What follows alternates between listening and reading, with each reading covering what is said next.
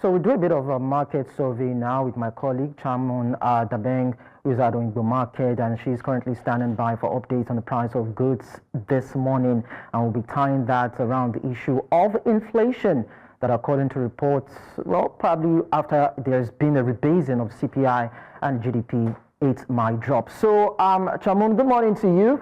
Let's let you have us tell us what the prices are saying in the markets now.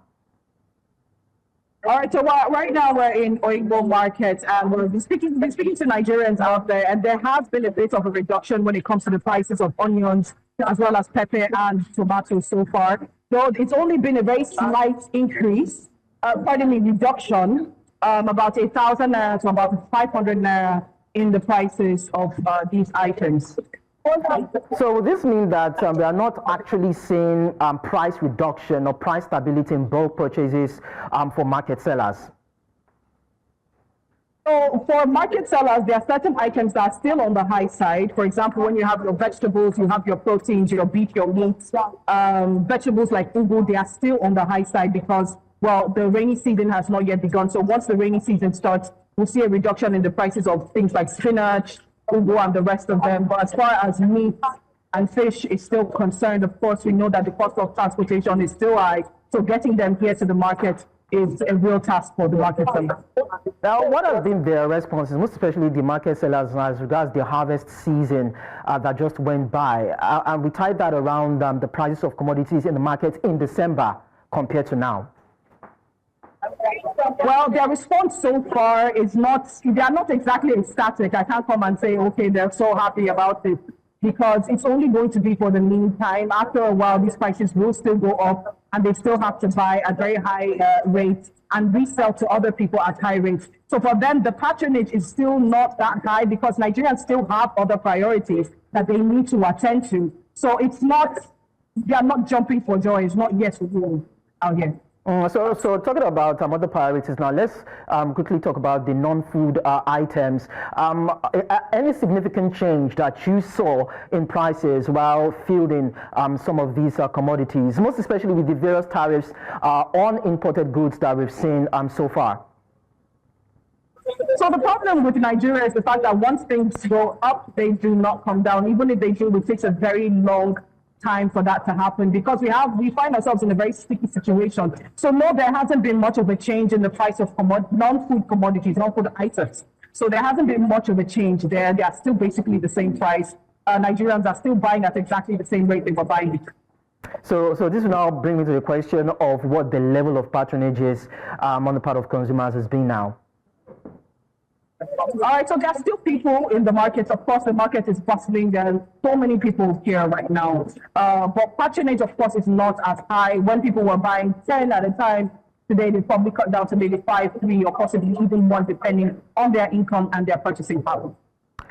Thank you so much, Chamun Dabeng, for sharing these insights with us. Definitely we'll connect with you to get more details from you on the field. It was nice talking to you. Thank you. And so we'll be tying this to Nigeria's headline inflation. This has been projected to decline to 34.2% in January 2025 from 34.8% in December 2024, with month-on-month inflation easing to 2.18%. I mean, these are the statistics. Anyway, now food inflation is expected to fall to 38.55% due to increased commodity supply and naira appreciation, while core inflation is also set to decline to 28.82%, supported by currency stability. Now, with inflation moderating and the naira stabilizing, or maybe the harvest season also picking up, the Monetary Policy Committee is likely to maintain rates at its February meeting while assessing the impact of the CPI rebase and potential global inflationary pressures from U.S. trade policies. So to help us aggregate all this, I have Olufunmilola Adebowale, who is the head research at Parthian Partners. Thank you so much for coming to our studios. Thank you for having me. So let's begin from the point of what our business correspondent, did with the updates and tie that to inflation. What do you see as regards our assessment, looking at the prices of commodities in the market? Yeah, so if you look at what has happened between December and now, we've seen the prices of some commodities decline, and that was primarily because of the harvest season. And when you also talk about the harvest season, there are different harvest seasons for different commodities. So for tomatoes, for onions and pepper, like she mentioned, this December to January is like the harvest season. By March, we'll be entering the planting season, prices are likely to increase. So what we saw in the last 2 months is that price of a basket of tomatoes has declined from about 140,000 to about 30, 25. In fact, it got to 11,000 naira at some point.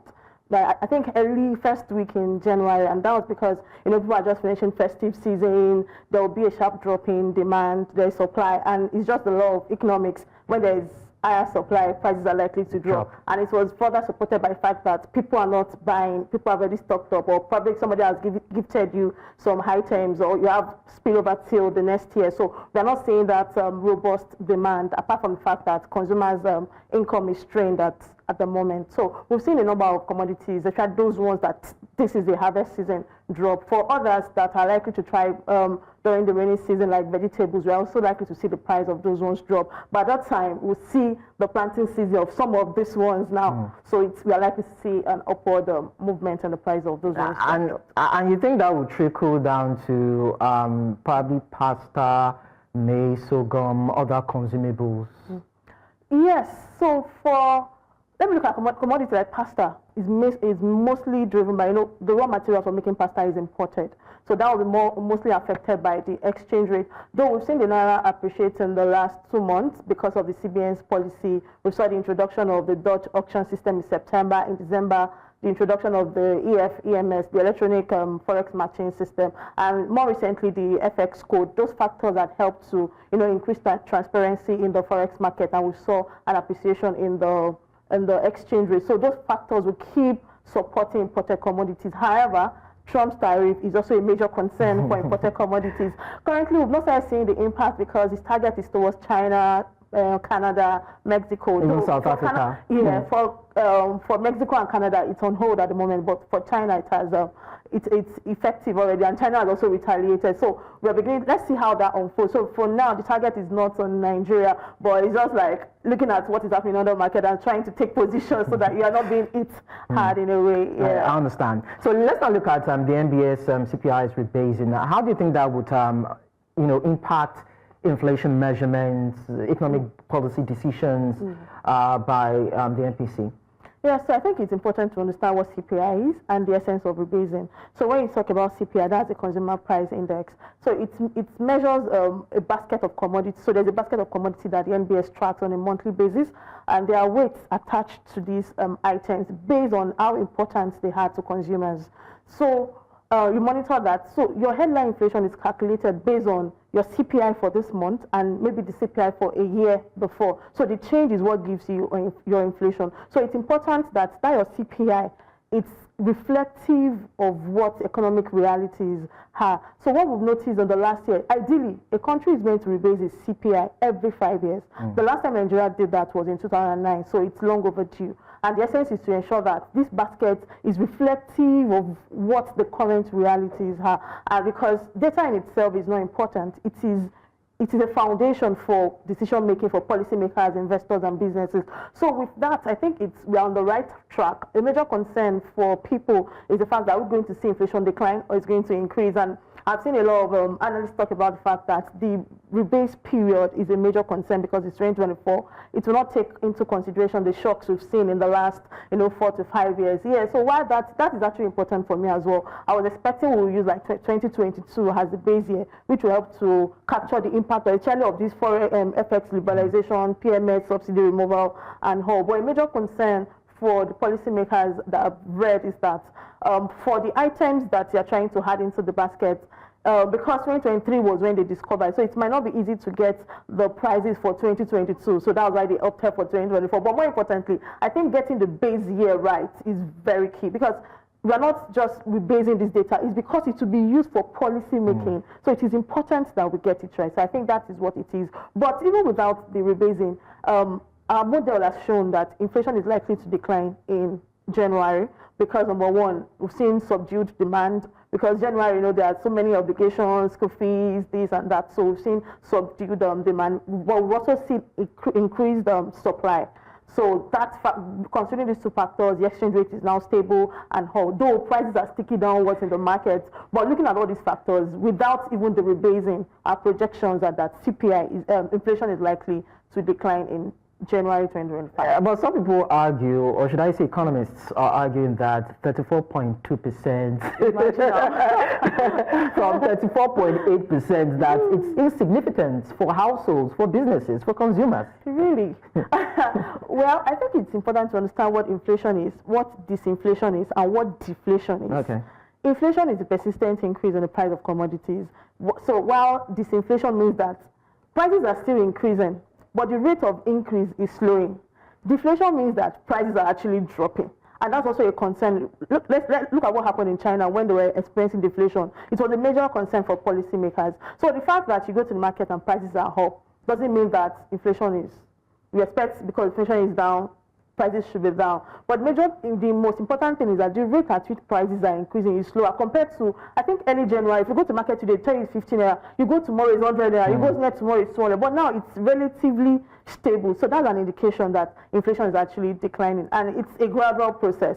I mentioned earlier that prices are always sticky downwards. When prices go up, you see marketers, they increase their prices immediately. But when it's coming down, it's a great. So prices are sticky downwards. We are still going to see that impact going forward. This is just the beginning of the downward trend. However, don't forget that Trump's tariff is also a major, it's a major concern. I guess that's an issue that we cannot be sure with. But then let's still focus on our own domestic space first to have an understanding of what we should expect probably next coming months thereabout. Now, you raised issues around inflation, and you said it could be a gradual process if it's going to drop. But then we've seen the naira appreciate for a couple of days now, and we've seen the price of petrol reduce, even diesel by the Dangote refinery reduce. Do you think that these two factors could actually help, in a way, still further reduce inflation? Well, for PMS, even with the reduction in price, it has not really translated to lower transport costs. So, but the only thing is that prices have been stable. So that might not necessarily have that huge impact at the moment. So that for business people, for traders and all, cost of bringing down their produce is still high. So even with the decline, we've not seen that trickle-down effect on transport prices. But for the exchange rate, yes, Nigeria is really import dependent. So that should have more impact. I think our concern now should be how sustainable is this appreciation in the value of the naira? Because if you look at monetary policy tools, they are more of a short-term tool.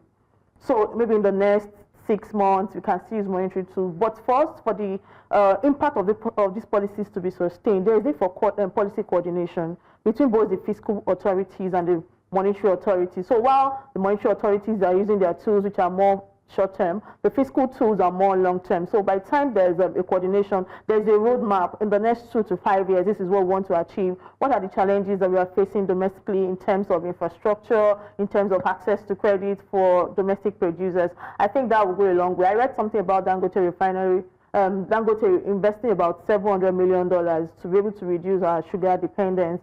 So that will encourage backward integration. So I think other players in the industries can also follow suit, but more importantly, the government also have to provide that enabling environment for these investors and businessmen and women to thrive. Yeah, so let's bring the government angle into perspective. It's a source of concern for me. Now, telecom operators will probably be increasing, VAT effectively. I think that's something we cannot avoid. We'll be increasing the VAT very soon. The customs have actually added, extra 4% admin charge on value of imports.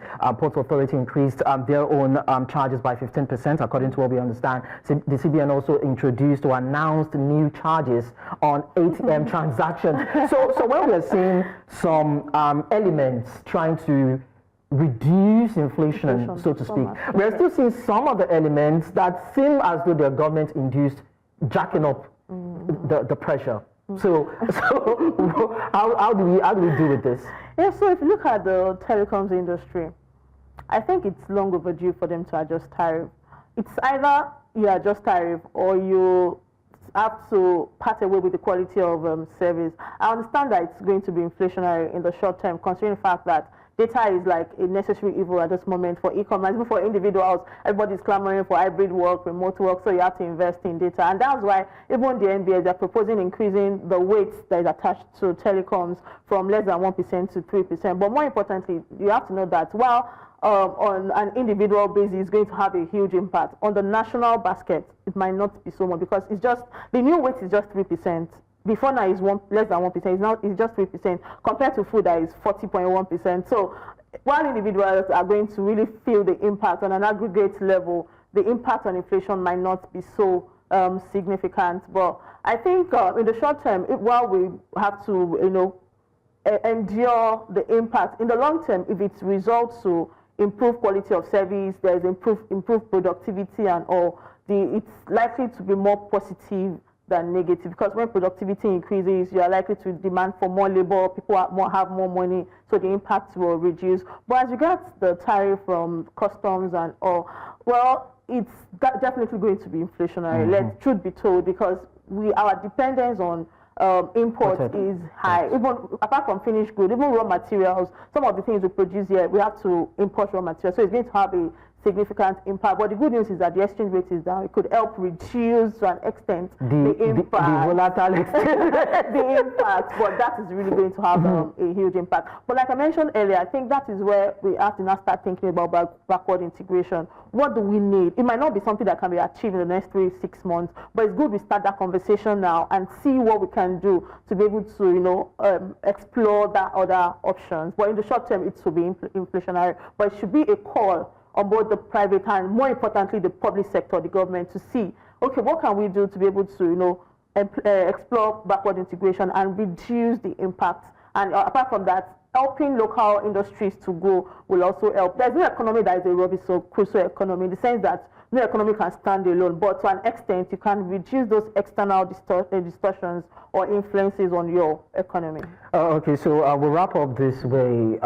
So if ink on paper, we see inflation ease, should we expect any changes in interest rates? Because, of course, the MPC meeting will be coming up in about a few days now. Yeah, exactly. So what we're likely to see is a hold, because 1 month before the meeting, inflation report would have been released, and let's assume it's declined as expected. A 1 month decline is not enough to change your policy direction. The best bet is to put a hold on your interest rate hike and monitor how inflation trend is maybe in the next 2-3 months before you'll be able to take a more decision that will be more effective. So I don't think a 1 month data will lead to probably a drastic reduction in interest rate. So what we're likely to see is just maybe a hold in interest rates while we watch our inflation trend and other indicators perform in the next couple of months. Okay, so we'll wait and see what happens then.